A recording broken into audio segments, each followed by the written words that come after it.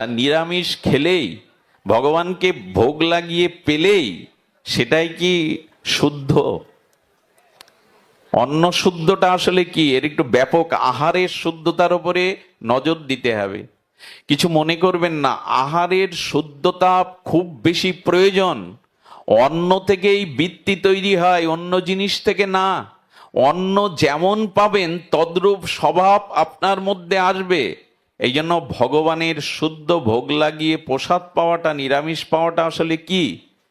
যে আয় করে ওই অন্নটা কিনছেন, সেই আয়টা যদি সৎ পথে না হয়, উপযুক্ত আদর্শের পথে না হয়, ওই অন্ন ভগবানকে লাগালেও শুদ্ধ হবে না।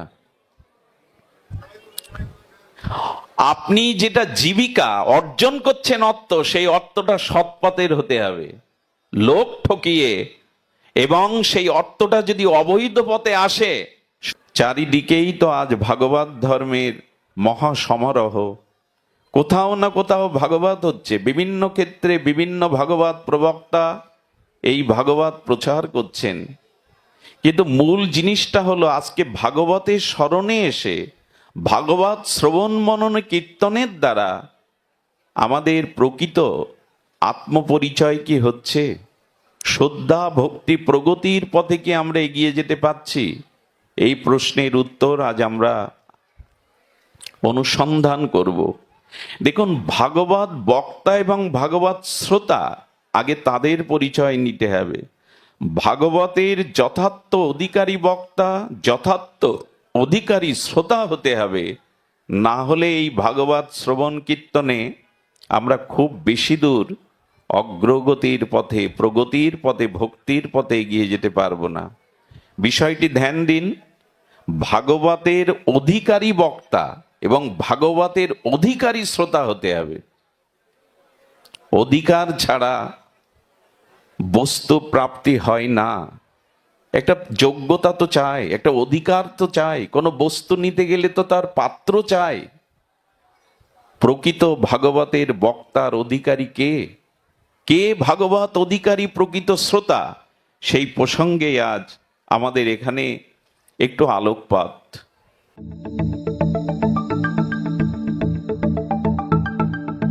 আপনারা দেখছেন সনাতন মিডিয়া ওয়ান ইউটিউব চ্যানেল।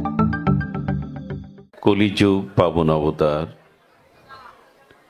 পরম প্রেমময়, প্রেম পরতত্ত্ব সীমা,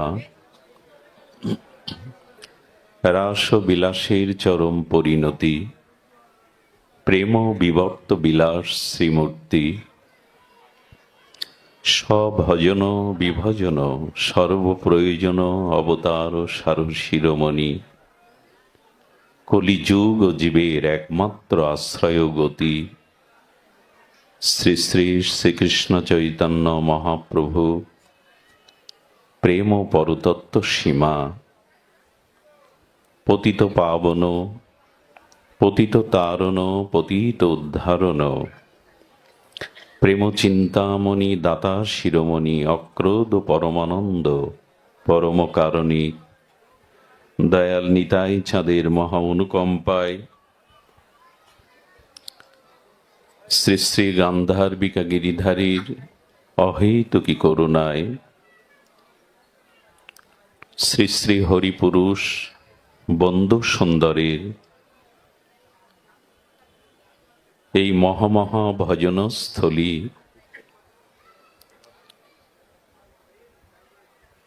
চৌধুরী বাড়ি শ্রী শ্রী দুর্গা মন্দির, শ্রী শ্রী লোকনাথ বাবা আশ্রম শ্রী মন্দিরে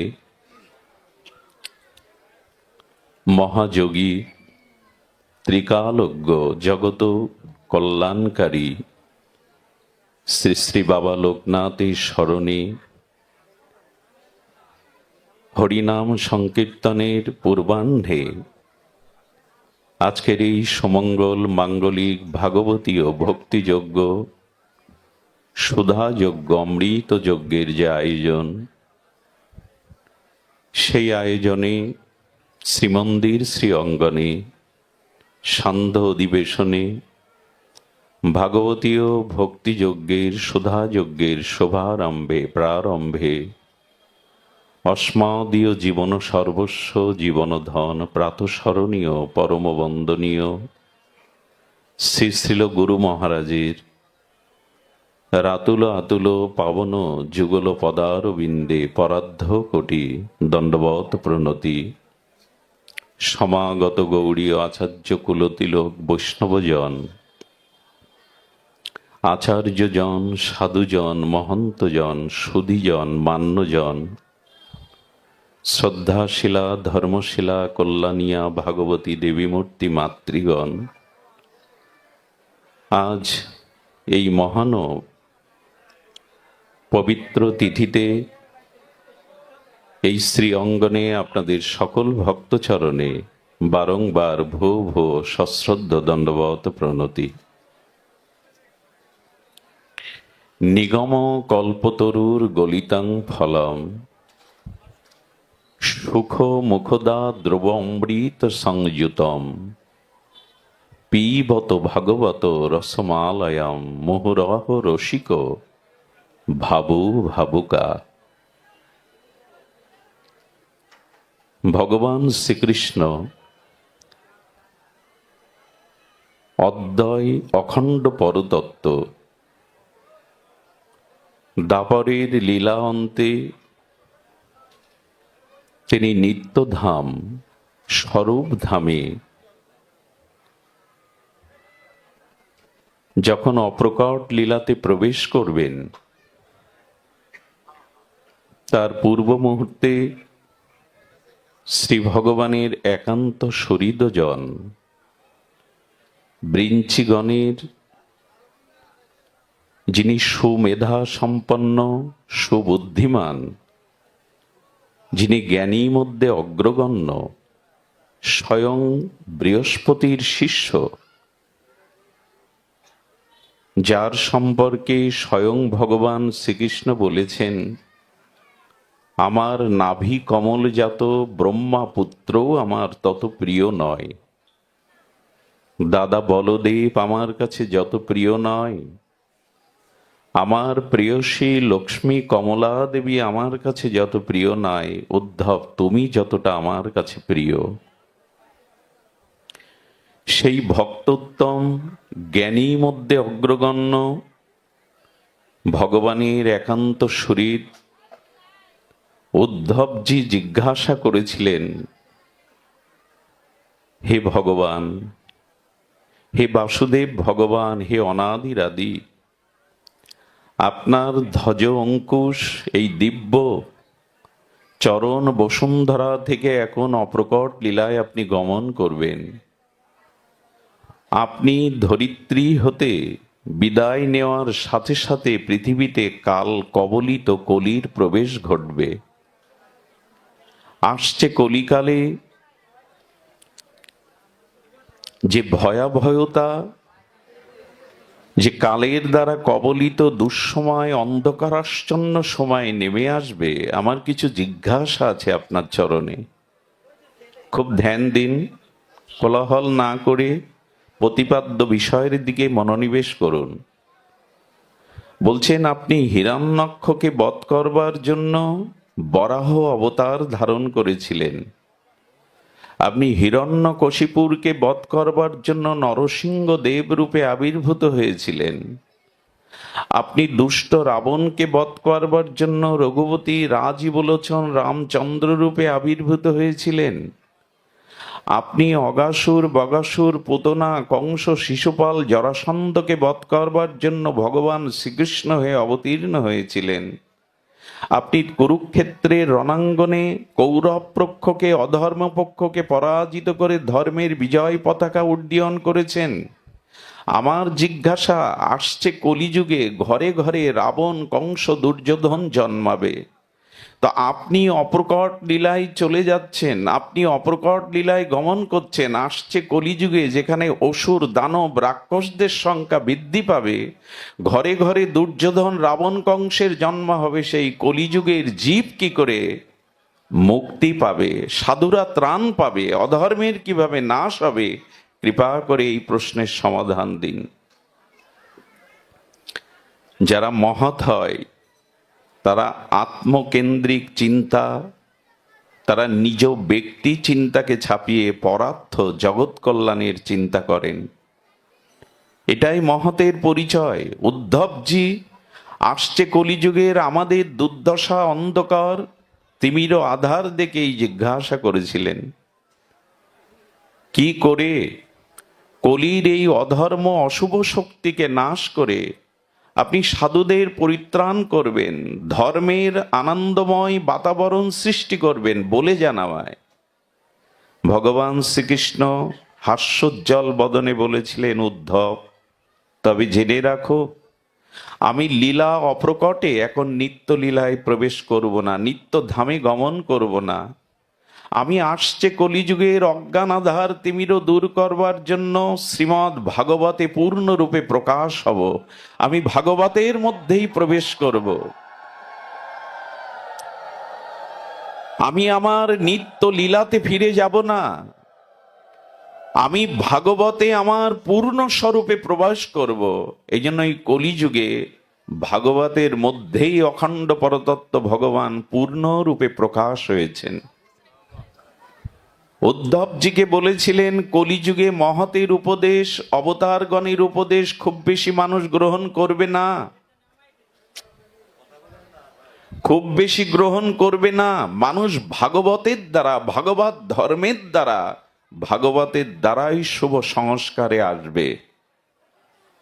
এই জন্য ভাগবতের মধ্যেই ভগবান পূর্ণ রূপে প্রকাশ হয়েছেন।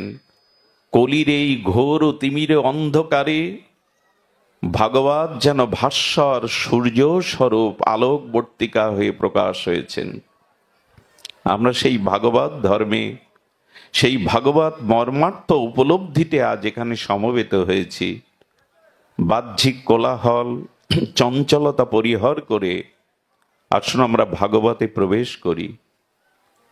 ভাগবত সম্পর্কে ভগবান নিজেই এইভাবে তার অভিনবত্ব জানিয়েছেন যে আমি পূর্ণরূপে ভাগবতের মধ্যে প্রবিষ্টিতম শ্রীমদ্ ভাগবতম। ভাগবতই হলো ভগবানের অভিন্ন কলেবর, সাক্ষাৎ অভিন্ন তত্ত্ব ভাগবত। আর এই ভাগবত ধর্ম, এই ভাগবত মহামহিমা জগতের জীব আমরা জ্ঞাত ছিলাম না, জানতেও পারতাম না। কিন্তু রাধা কৃষ্ণ মিলিত তনু পরম পাবন পতিত উদ্ধারণ নিতাই চৈতন্য আবির্ভূত হয়ে জগতে দুটি বস্তুর সাক্ষাৎকার করিয়ে দিলেন কলিজীবীকে। একটি হলো দুই ভাই হৃদয়ের খালি অন্ধকার, খালি মানে প্রক্ষালন করা, ধুয়ে দেওয়া, যেমন পাদ প্রক্ষালন। দুই ভাই হৃদয়ের খালি অন্ধকার, এই কলিহত কাল কবলিত তিমির অন্ধকারে নিমজ্জিত ভোগ বাসনায় জর্জরিত কাম এবং ভোগের দ্বারা যাদের জীবন আজ উচ্ছৃঙ্খলিত, সেই কলিযুগের দুর্দশা দেখে পতিত পাবন গৌর হরি নিত্যানন্দ দুটি বস্তুর সাক্ষাৎকার করিয়ে দিয়েছিলেন। বাইরের পরিচয়ের নাম পরিচয়, আন্তর পরিচয়কে বলে সাক্ষাৎকার। ডক্টর মহানম্রত ব্রহ্মচারী এভাবেই সংজ্ঞা দিয়েছেন সাক্ষাৎকারের। আন্তর পরিচয়, অন্তর পরিচয়ের নামই সাক্ষাৎকার। তো মহাপ্রভু দুটি জিনিসের সাথে আমাদের সাক্ষাৎকার করিয়ে আমাদের অনাদিকালের অবিদ্যা ভোগ প্রবৃত্তিময় তিমির অন্ধকার দূর করেছেন। এক ভাগবত বড় ভক্তি রসশাস্ত্র, আর ভাগবত বড় ভক্তি রসপাত্র। এই দুই ভাগবতে সাক্ষাৎকার করিয়েছেন নিতাই চৈতন্য, এক গ্রন্থরূপী অভিন্ন ভগবানের এই লীলাময় নামময় আনন্দময় শ্রীমদ্ ভাগবত। আরেকটি হলো এই ভাগবতকে যারা হৃদয়ে ধারণ করে ভগবানের নাম রূপ লীলাকে অনবরত যারা নিত্য নিরন্তর ধ্যানের দ্বারা নিজের জীবনকে ভাগবতময় ভক্তিময় করেছেন, এই ভক্ত ভাগবত আর গ্রন্থ ভাগবতের সাক্ষাৎকারী এই কলিযুগের মানুষকে পরম প্রিয়, পরম শ্রেয়, পরম কল্যাণকর ভাগবত ধর্ম মুক্তির বার্তা এবং আত্মকল্যাণের পদ রচনা করেছে। আসুন আমরা সেই ভাগবতের সাথে সাক্ষাৎকার নেই। আমাদের পরিচয় হোক বিশুদ্ধ ভাগবত ধর্মের সাথে, অভিন্ন গোবিন্দ কলেবার শ্রীমৎ ভাগবতমের সাথে, আর ভক্ত রসিক ভক্ত ভাগবতের সাথে। এতেই আধার যাবে, এতেই জন্ম মৃত্যু জরা ব্যাধির মধ্যে আমরা চির অমৃতের সন্ধান পাব। এতেই আমাদের অসত্য থেকে আমরা সত্যে, আর অন্ধকার থেকে আলোতে, মৃত্যু থেকে অমৃতের পথে যাত্রী হতে পারব। ভাগবত গ্রন্থ, ভাগবত ভক্ত ভাগবতের সাথে আমাদের সাক্ষাৎকার হোক, সেই প্রত্যাশায় আজকের ভাগবত ধর্মের দুটি কথা। মহাপ্রভু কৃপা করেছেন, এই জন্য আসুন আমরা ভাগবতে মনোনিবেশ করি। ভাগবতের প্রথম স্কন্ধটিতে আমাদের পরমহংস পরিব্রাজক শ্রীল সুখদেব গোস্বামী জানিয়েছেন যে বক্তা এবং শ্রোতার মহিমা বর্ণনা প্রসঙ্গে ভাগবতের প্রথম স্কন্ধে পরিচয় দিয়েছেন। আপনাদের কাছে একটু নিবেদন করি, চারিদিকেই তো আজ ভাগবত ধর্মের মহা সমারোহ। কোথাও না কোথাও ভাগবত হচ্ছে, বিভিন্ন ক্ষেত্রে বিভিন্ন ভাগবত প্রবক্তা এই ভাগবত প্রচার করছেন। কিন্তু মূল জিনিসটা হলো আজকে ভাগবতের স্মরণে এসে ভাগবত শ্রবণ মনন কীর্তনের দ্বারা আমাদের প্রকৃত আত্মপরিচয় কি হচ্ছে? শ্রদ্ধা ভক্তি প্রগতির পথে কি আমরা এগিয়ে যেতে পারছি? এই প্রশ্নের উত্তর আজ আমরা অনুসন্ধান করব। দেখুন, ভাগবত বক্তা এবং ভাগবত শ্রোতা, আগে তাদের পরিচয় নিতে হবে। ভাগবতের যথার্থ অধিকারী বক্তা, যথার্থ অধিকারী শ্রোতা হতে হবে। না হলে এই ভাগবত শ্রবণ কীর্তনে আমরা খুব বেশি দূর অগ্রগতির পথে, প্রগতির পথে, ভক্তির পথে এগিয়ে যেতে পারবো না। বিষয়টি ধ্যান দিন। ভাগবতের অধিকারী বক্তা এবং ভাগবতের অধিকারী শ্রোতা হতে হবে। অধিকার ছাড়া বস্তু প্রাপ্তি হয় না। একটা যোগ্যতা তো চাই, একটা অধিকার তো চাই, কোনো বস্তু নিতে গেলে তো তার পাত্র চাই। প্রকৃত ভাগবতের বক্তার অধিকারী কে? কে ভাগবত অধিকারী প্রকৃত শ্রোতা? সেই প্রসঙ্গে আজ আমাদের এখানে একটু আলোকপাত।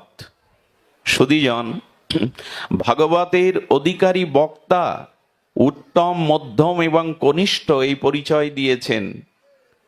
ভাগবতের উত্তম অধিকারী বক্তা হলেন আজন্ম ব্রহ্মচারী, চিরমায়ামুক্ত,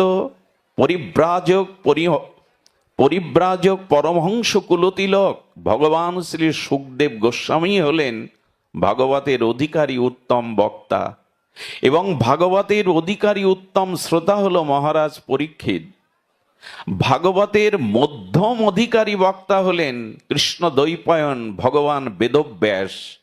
ভগবানের মধ্যম অধিকারী শ্রোতা হলেন দেবশ্রীপাদ নারদ। ভাগবতের কনিষ্ঠ বক্তা হলেন লোমহর্ষণ পুত্র সুতজি মহারাজ।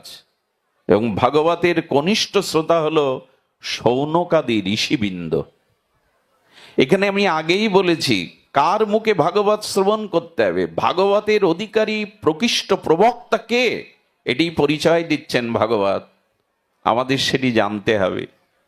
সুধীবৃন্দ, রিভলভার দিয়ে যদি বুলেট শুট করা যায়, আপনার আমার হৃৎপিণ্ড ভেদ হয়ে আমরা পতিত হব। কিন্তু সেই বুলেট যদি কেউ হস্ত দিয়ে আপনার গায়ে নিক্ষেপ করে, বুলেটই পড়ে যাবে, আপনার হৃৎপিণ্ড ভেদ হবে কি? কারণ রিভলভারের মধ্যে প্রযুক্তিতে যে গতি দেওয়া হয়েছে সেটা আমাদের হাতের গতি নাই। এই জন্য কার শ্রীমুখে ভাগবত শ্রবণ করলে সেই ভাগবতের প্রতিবদ্ধ বিষয় আত্মজ্ঞান, আত্মস্মৃতি, ভগবত স্মৃতি আমাদের জাগবে, সেই অধিকারকেই এখানে বলা হচ্ছে। কে ভাগবতের অধিকারী বক্তা? কার শ্রীমুখে ভাগবত শ্রবণ করতে হবে? মাদিস আমার মতো নদনামার নরকের বিষয়ের কীটের মুখে নয়, তাতে ক্রিয়া হবে না। এই জন্য এখানে বলছেন শিল সুখদেবজি মহারাজ উত্তম বক্তা, অধিকারী বক্তা, পরীক্ষিত অধিকারী শ্রোতা। কেন? কৃষ্ণ দ্বৈপায়ন বেদব্যাস, যিনি ভগবানের জ্ঞান মূর্তি, জ্ঞান আবেশ অবতার, আর দেবশিবাদ নারদ যে পথ দিয়ে যায় তার শ্রীঅঙ্গের বাতাসে লতা পাতাও ভক্তিময় হয়ে যায়। ইনি কেন মধ্যম শ্রোতা, ইনি কেন মধ্যম বক্তা? তার কারণ শুনুন। উত্তম ভাগবত বক্তা হতে গেলে তার তিনটি পরিপূর্ণ গুণ লাগবে। সেই তিনটি পরিপূর্ণ গুণ হলো ভক্তি, জ্ঞান এবং বৈরাগ্য পরিপূর্ণরূপে তার মধ্যে অধিষ্ঠান থাকবে। কি কি বললাম? ভক্তি, জ্ঞান এবং বৈরাগ্য পূর্ণরূপে যার চরিত্র মাঝে বিকশিত হয়েছেন, ইনি ভাগবতের অধিকারী উত্তম বক্তা। তার শ্রীমুখের হরিকথা কর্ণ দিয়ে প্রবেশ করলেই শ্রীন্নান্ত সকতা কৃষ্ণ পূর্ণ শ্রবণ কীর্তন হৃদয়স্থ অভদ্রাণী বিধুনতি সুহৃদ সদাম। ভাগবত বলছেন এরকম উত্তম অধিকারী জ্ঞান ও ভক্তির ত্রয়ী সমন্বয় বৈরাগ্যের যিনি মূর্তিমন্ত বিগ্রহ, তার শ্রীমুখ অনুভববেদ্য হরিকথা কান দিয়ে ভেতরে গেল, অনাদিকালের পাপ তাপ দূরীভূত হয়ে ভগবান হৃদয়ে বসে গেলেন। তার হৃদয়ে ভগবান অধিষ্ঠান করলেন। বিধুনতি, অনাদিকালের অবিদ্যাগ্রস্ত পাপ তাপ দূরীভূত হয়ে সাক্ষাৎ ভগবান হৃদয় আসনে বসে যাবেন। কিন্তু আমরাও তো ভাগবত শুনছি, আমাদের সেই ফলশ্রুতি নেই কেন? কেন উত্তম বক্তা ছিল সুখদেব ভগবান?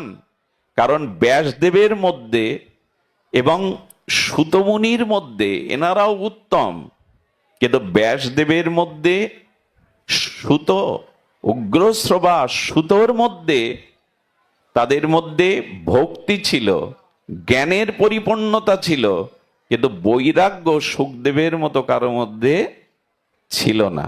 বৈরাগ্যের দিক দিয়ে ছিল সুখদেব সর্বোচ্চ কক্ষায়।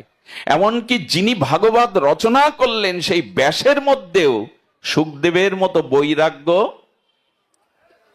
সাকার হয়নি। কথাগুলি একটু তত্ত্ব কথা, কারণ আমরা তো ভাগবত শুনতেই যাচ্ছি, সবখানেই আমরা উপস্থিত হচ্ছি, ক্রিয়া হচ্ছে কই? তার কারণেই সুখদেব গোস্বামীর মধ্যে যে বৈরাগ্যের পূর্ণতা, সেই পূর্ণতা ব্যাসজির মধ্যে এবং সেখানে সুতমুনির মধ্যে পরিপূর্ণতা ছিল না। তার কারণ আমি ব্যাখ্যা করছি।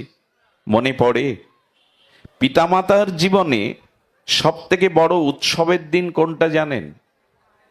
পিতামাতা বা স্বামী স্ত্রীর জীবনে যখন প্রথম সন্তান ভূমিষ্ঠ হয়, সেই সন্তানের মুখ দেখে যে আনন্দ পায় পিতামাতা, এটাই পিতামাতার জীবনে সব থেকে বড় সুখ মহোৎসব। প্রথম যে সন্তান জগতে ভূমিষ্ঠ হয়, পিতামাতা সেই সন্তানের বদন দেখে যে আনন্দটা পায়, এটা হলো পুত্র মুখ মহোৎসব।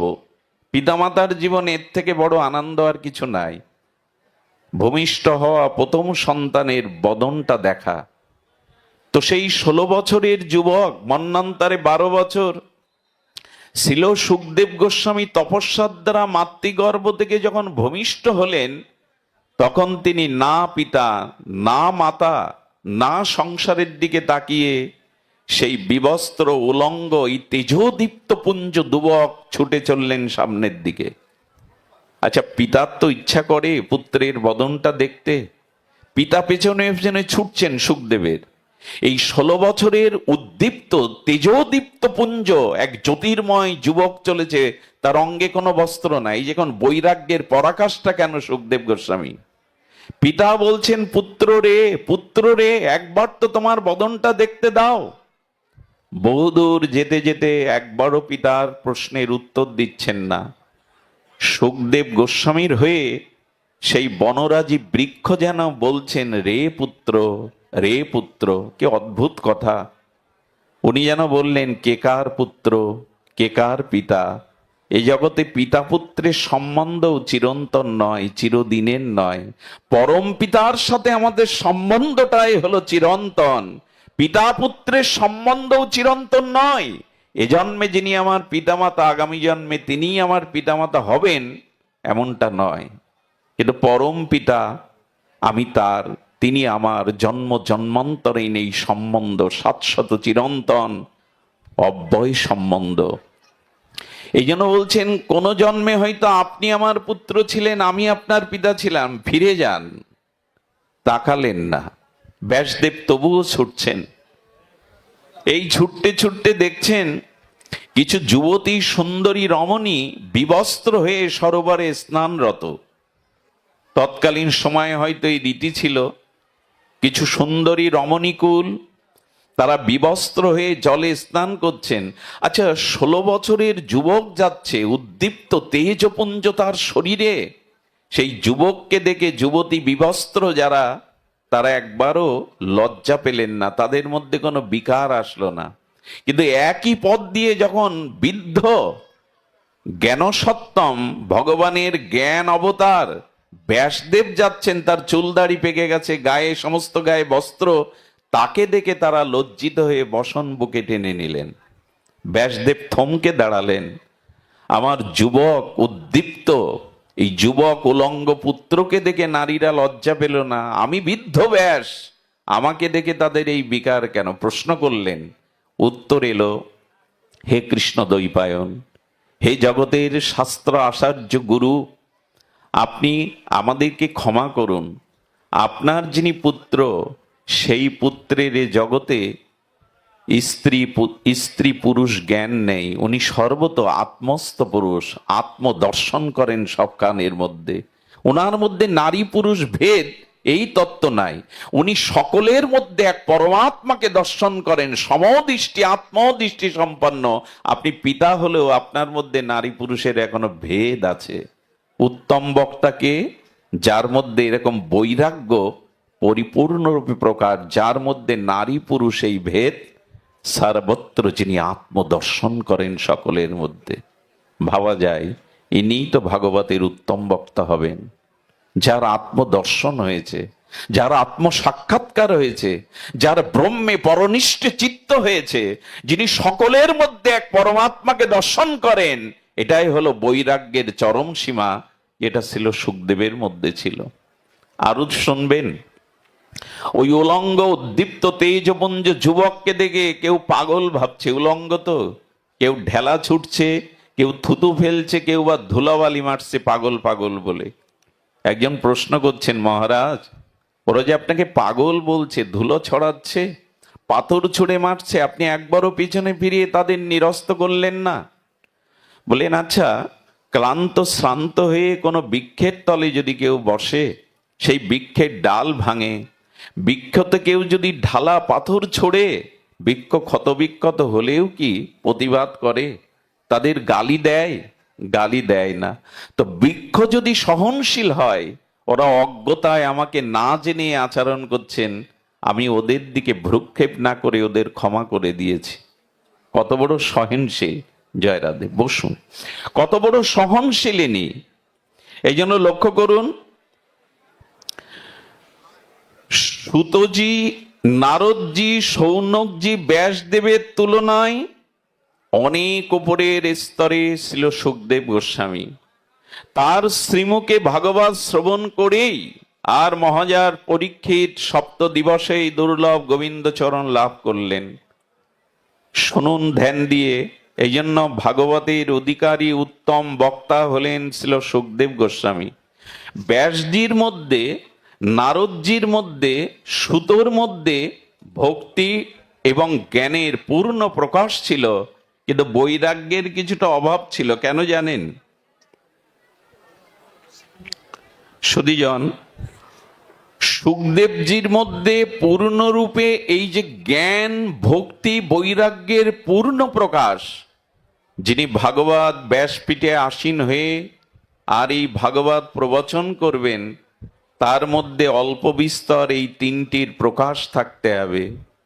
তাকে ভগবত জ্ঞানী জ্ঞানী হতে হবে, তাকে বিশুদ্ধ সাধন ভক্তি, ভাব ভক্তি, প্রেম ভক্তির কিছুটা অধিকারী হতে হবে, অবশ্যই তাকে বৈরাগ্যের মূর্তি হতে হবে। তবেই না তার শ্রীমুখ অনুর্গলিত অনুভববেদ্য হরিকথা জীবের প্রেম ভক্তির কারণ হবে। এটার আজ বড় অভাব।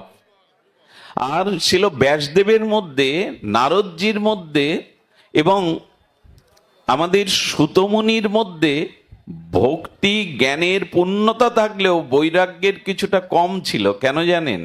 কথাটি ডমরুজি মহারাজ আলোচনা করেছেন, বিখ্যাত এই ভাগবত আচার্য। তার কারণ সাধুদের মধ্যে দুটি ভাগ আছে। এক হলো অন্তর্মনা হয়ে যারা আত্মরামা মুনিগণ, যারা অমলাত্মা বিমলাত্মা আত্মরাম মুনিগণ, তারা ভজনে বসে ধ্যান ধারণা সমাধি যোগে তারা ভগবানের ভজনে নিত্য নিরন্তররত, বাইরের সাথে তাদের কোনো সংযোগ নেই। কিন্তু এক শ্রেণীর ভগবত প্রচারক আছেন, এক শ্রেণীর মহাত্মা মহাপুরুষগণ আছেন, দিব্য পুরুষগণ, তারা নিজে ধ্যানে মননে সমাধিতে নিমগ্ন না হয়ে জীব ও জগতের কল্যাণের জন্য তারা দ্বারে দ্বারে ভাগবত প্রচারে বের হন। এই দুই শ্রেণীর ভক্ত ভাগ আছে ভাগবতে। যেমন সুখদেবজি মহারাজ, তিনি অন্তর্মনা, তিনি বাইরে খুব বেশি একবার যে ভাগবত বললেন আর প্রচারে যাননি। কিন্তু ব্যাসজি, নারদজি এবং শৌনকাদি ঋষিগণ, সুতজি, এরা জগৎ কল্যাণে মানুষের দ্বারে দ্বারে, জীবের দ্বারে দ্বারে এই ভাগবত প্রচার করেছেন মহন্তের মতো। তো একটি কথা বলি, যারা বারবার জনসমাজে যায়, যারা বারবার মানুষের কাছে যায়, প্রচারে যায়, তারা সব সময় তাদের বৈরাগ্যকে সুরক্ষিত করতে পারে না। তারা সব সময় তাদের বৈরাগ্যকে সুরক্ষিত করতে পারে না। সুধীজন, এই জন্য এরাও পরিপূর্ণ, এরাও ভাগবত আচার্য, কিন্তু এদের মধ্যে এই বৈরাগ্যের কিছুটা কমতি। এই জন্য শাস্ত্রে বলেছেন যে আমাদের ধারণা এই, সুধীবৃন্দ দেখবেন, কারণ সাধারণের সাথে মিশতে গেলে, জনসমাজের সংযোগে যেতে গেলে তাদের কিছু ভাবটা আমার ভিতরেও সংক্রামিত হয় কি না? যার সঙ্গ করবেন তার মনের, তার স্বভাবের, তার চরিত্রের সংবেদনশীল ভাবগুলো সংক্রামিত ব্যাধির মধ্যে আপনার মধ্যেও প্রবেশ করবে। এই জন্য শাস্ত্রে বলছে যে দেখুন, আপনার থেকে নিচু ভাবাপন্ন, আপনার থেকে কাম ক্রোধ যার মধ্যে বেশি, তার সঙ্গ করলে কিন্তু বিপদ আছে। তার ওই চরিত্র, তার ওই বৃত্তিগুলো আপনার ভিতরে সংক্রামিত হবে। এই জন্য জীবনে সঙ্গী নির্বাচন করতে গেলে, সঙ্গ নির্বাচন করতে গেলে আপনার থেকে এক ধাপ যিনি আত্মজয়ী, ইন্দ্রজয়ী, এবং যার মধ্যে আপনার থেকে বেশি ভজন মহিমা, চরিত্রের মহিমা, তার ব্যবহারিক জগতে ব্যবহার উন্নততর, তার সাথে মিশুন। দেখুন, এই সঙ্গ কি করে দেয়? ধুলো যদি বাতাসের সঙ্গ করে, বাতাস কখনো উড্ডীয়মান হয়ে তাকে অনেক ওপরে তোলে। ঘূর্ণিঝড়ের মধ্যে ধুলো পড়ে গেলে তার অবস্থান কোথায় হয়? বহু দূরে চলে যায়। আবার ওই ধুলা যদি জলের সঙ্গ করে, নিচে নেমে কাদা হতে বাধ্য হয়। এই জন্য সঙ্গ করতে হবে তারই, যিনি আমার থেকে ভজনে, চরিত্রে, ব্যবহারে কিছুটা উন্নত। তাহলে আপনার ভিতরে ওটা সংক্রামিত হবেই। তো এই জন্য আপনি কিছু মনে নেবেন না, হাত জোড় করে অনুরোধ করছি। আচ্ছা, যারা পেঁয়াজ রসুন খায়, ধূমপান করে অবরত দিনে 10-12টা, তাদের পাশে বসলে তার অঙ্গ থেকে আপনি কিছু বুঝতে পারবেন না যে ইনি আমিষ ভোজি, কি পেঁয়াজ রসুন খান। তার গায়ে তো এগুলো মাখা নেই, কি করে বোঝেন? তিনি যেটা ব্যবহারিক জগতে ব্যবহার করেন, তার কিছু ক্রিয়া তার অঙ্গ গন্ধের মধ্যেও অনুভবে পাওয়া যায়, যায় কিনা? এই জন্য শাস্ত্রে বলছেন যে যেমন এই আমিষাদি, উত্তেজকাদি এই খাদ্যগুলো, ধূমপানাদি যারা করে, তাদের কাছে দেখবেন, আপনি কয়লার খনিতে ঢুকবেন, কয়লার খনিতে ঢুকলে যতই আপনি সতর্ক হয়ে প্রবেশ করেন না কিনা, কালির দাগ কিন্তু লাগবেই। আপনার অজান্তেই কোথাও কালিমা বা কালি আপনার লেপন হবেই। ঠিক তদুপরি জনসমাজে যত মিশতে যাবেন এবং আপনার থেকে স্বভাবে, চরিত্রে যারা এক ধাপ নিচে, তাদের সঙ্গ করতে গেলেও ওই কয়লার খনিতে যেমন সতর্কতা থাকলেও কোথাও না কোথাও কালি লেগে যাবে, তাদের ভাবটা আপনার মধ্যেও প্রবেশ করবেই। এই জন্য অধিকারী বা সামর্থ্যের সঙ্গ করতে বলা হয়েছে। সুখদেবজি সেই অধিকারী ছিলেন, ব্যাস নারদ জগৎ কল্যাণে তারা জগতে বারবার মানুষের কাছে গেছেন ভগবানের এই মহিমা, ভগবানের এই অপরূষীয় তত্ত্ব বেদ জ্ঞান জানাবার জন্য। সুধীজন, দেখবেন আমি যদি আমি আমার পরিবারকে আদর্শের ছোঁয়া, আদর্শের আলো জ্বালাতে পারিনি, আমি আমার প্রতিবেশীগুলোকে সবাইকে পারবো এমন নয়, আমি আমার প্রতিবেশীর মধ্যে আমার সৎ চেতনা ভাবনা জাগাতে পারিনি, আমি নিজের চরিত্র, নিজের ব্যক্তিত্বকেও এখনো গঠন করতে সমর্থ নয়, আমি যদি মুখস্থ পাণ্ডিত্য শক্তির দ্বারা এখানে বসে ঘন্টার পর ঘন্টা কথা বলি, আমার নিজেরই তো আত্মকল্যাণ করতে পারলাম না, তো আমি আপনাদের কি করব? সব থেকে বড় প্রয়োজন, যদি মানুষের কল্যাণ করতে চাও, আগে তো নিজের কল্যাণ করো, আগে তো নিজের চরিত্রকে সংশোধিত করো। আমার পরিবার আমি গড়তে পারলাম না, আমার প্রতিবেশীর মধ্যে আমি শান্তি আনয়ন করতে পারলাম না, আমি নিজের ব্যক্তিত্বকে এখনো সুসংস্কার করতে পারলাম না, আমি অন্যের কি কল্যাণ করব? বর্তমান যুগে এটাই হয়েছে, অনধিকারীর কাছেই আমরা হরিনাম হরিকথা শুনতে শুনতে আমাদেরও শুনতে ভালো না লাগে কার, কিন্তু ভালো লাগাটা এক জিনিস আর সংস্কারটা আর এক জিনিস। শুধু ভালো লাগলে হবে না, ভালো লাগাটা আমাদের পরিবর্তনের মধ্যে আনতে হবে। এই জন্য শাস্ত্রে বলছেন যে ব্যাস নারদজি প্রবলভাবে জগতের কল্যাণের জন্য তারা এই ভক্তি ধর্ম প্রচারে গেছেন। মাঝে মাঝে এই জন্য তাদের মধ্যেও এই বৈরাগ্য কিছুটা মাঝে মাঝে শিথিল হয়েছে, হয় এটি সদীবৃন্দ। এই জন্য স্বয়ং সুখদেবজির শ্রীমুখে ভাগবতী কি বলছেন? নিগম কল্পতরুর গলিতং ফলাং। ভাগবতের পরিচয়টা আমরা সাক্ষাৎকারটা নেব বলে প্রথমে এই শ্লোকটি আমরা কীর্তন করেছিলাম। ভাগবত কি? নিগম কল্পতরুর গলিতাং ফলম। একটু ধ্যান দিন, ব্যাখ্যাটা বহুল প্রচলিত, বহুবার আস্বাদন করেছেন। ফরিদপুত্র ভাগবত আচার্যদের জায়গা, প্রাতঃস্মরণীয় বন্দনীয় চরণ শ্রীমৎ কান্তিবন্ধু ব্রহ্মচারীর স্থান, এটা বন্ধু সুন্দরের স্থান। আপনাদেরকে ভাগবত জানানোর ধৃষ্টতা আমার নেই, কারণ ফরিদপুর সাধকদের স্থান, এটা ভজনস্থলী। এখানে যারা জন্ম নিয়েছে, জন্ম থেকেই তাদের আলো বাতাস ভাগবত ধর্মে, হরিনাম ধর্মে তারা কিছুটা অনুভূতি পেয়ে গেছে।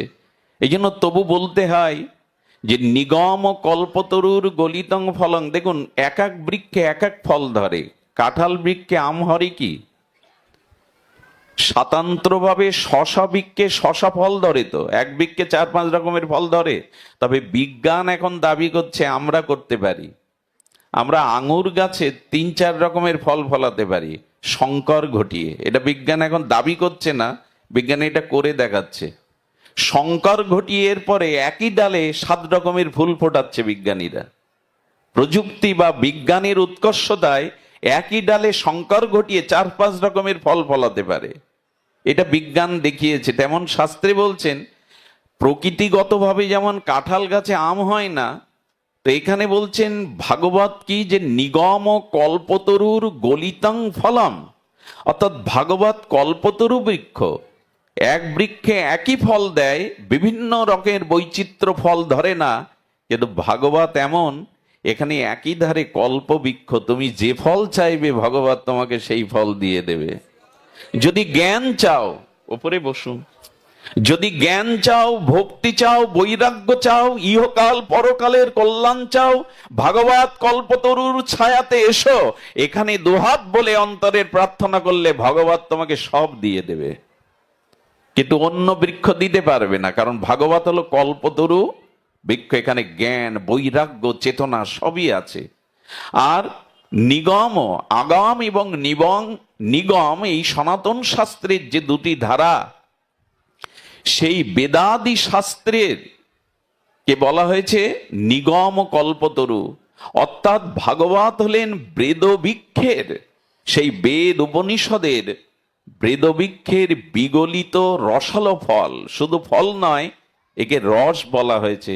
অর্থাৎ বল্ক, ছাল বা আটি, এই হেয় পদার্থটা ভাগবতে নাই। অর্থাৎ ভাগবত নির্যাস হলো নিগম কল্পতরুর গলিতং ফল, অর্থাৎ রস।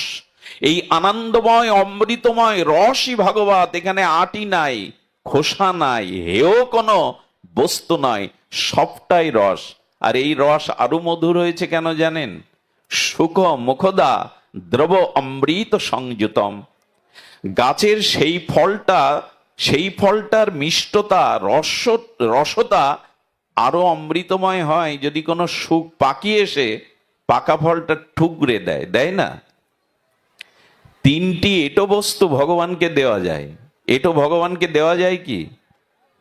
দেওয়া যায় না, কিন্তু তিনটি বস্তু এটো হলেও ভগবানকে দেওয়া যায়।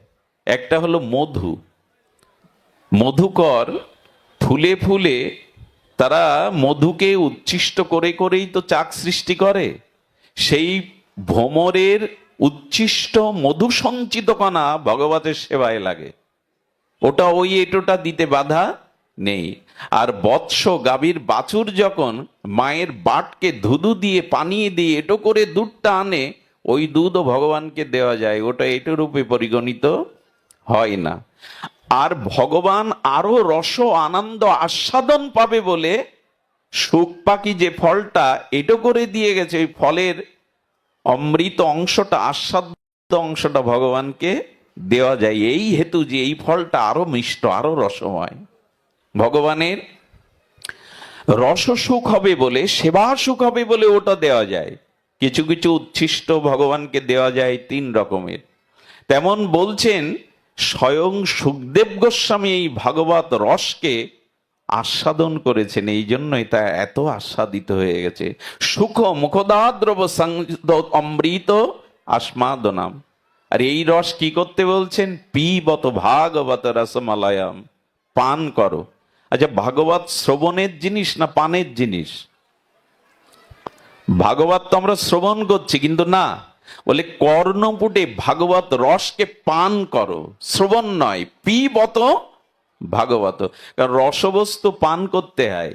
রসবস্তু এই অমৃত রাধা মাধবের অপ্রাকৃত ব্রজের নিগুড় রস, এই অমৃত রসকে কর্ণপুটে পান করো। কত সময়? যতক্ষণ প্রলয় না হয়। ভগবান এক জন্মে না, জন্ম জন্মান্তরের যতদিন আমার নিষ্কৃতি না হচ্ছে ততদিন যেন এই রস আমরা অমৃত পান করতে। আসলে ভাগবত রস অমৃত পান করলে কি হয়? শ্রীল সুখদেব গোস্বামীর কাছে পরীক্ষিত মহারাজ প্রশ্ন করছেন, হে ভগবান, হে শ্রী গুরুদেব, আমি সারা জীবন রাজত্ব করেছি, রাজ মুকুট পরিধান করেছি, ভোগ ঐশ্বর্যের মধ্যে আমি দিনপাত করেছি, সম্মুখে 7 দিন পরমায়ু আমি ভাগবত শ্রবণ করে দুর্লভ গোবিন্দ চরণকে প্রাপ্ত হব, যা যুগ যুগান্তর ঋষিরা মুনিরা তপস্যা সাধনা সমাধির দ্বারা পায় না। শ্রীল সুখদেব গোস্বামী বলছেন, মহারাজ পরীক্ষিত, হে রাজসী, শুনুন তাহলে।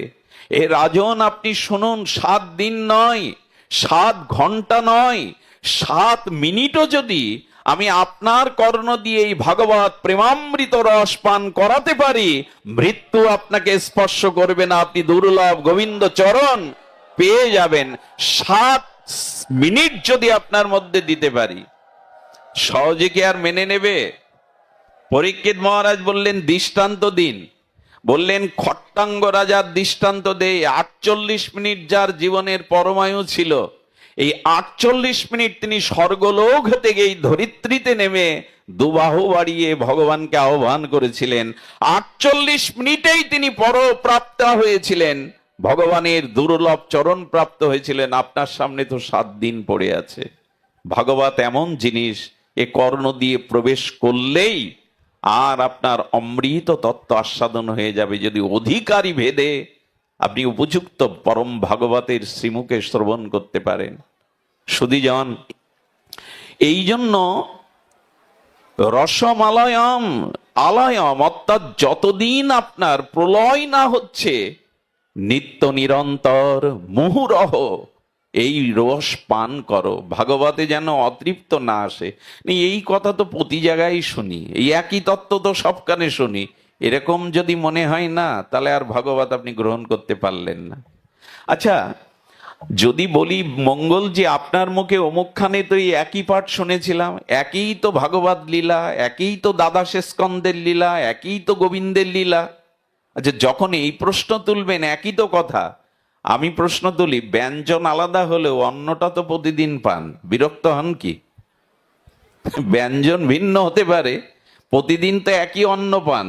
তো জগতের কোন বস্তু খাদ্য অর্থাৎ দেহের খাদ্যের জন্য প্রতিদিন যদি অরুচি না হয়, বরঞ্চ একদিন না খেলে অরুচি আসে, তাহলে হরি কথা জন্মবোধই প্রলয় পর্যন্ত শুনলেও কেন আপনার এই বোধ আসবে যে একই কথা? এই জন্য ব্যঞ্জন বহু প্রকার হলেও অন্নটা যেমন প্রতিদিন রুচিকর হয়, তেমন প্রকৃত ভক্তের কাছে ভগবানের কথা, ভগবানের নাম নিত্য নবায়ন, নিত্য আস্বাদন মনে হয়, তাদের কাছে পুরনো মনে হয় না। এই যে এত মানুষ আপনারা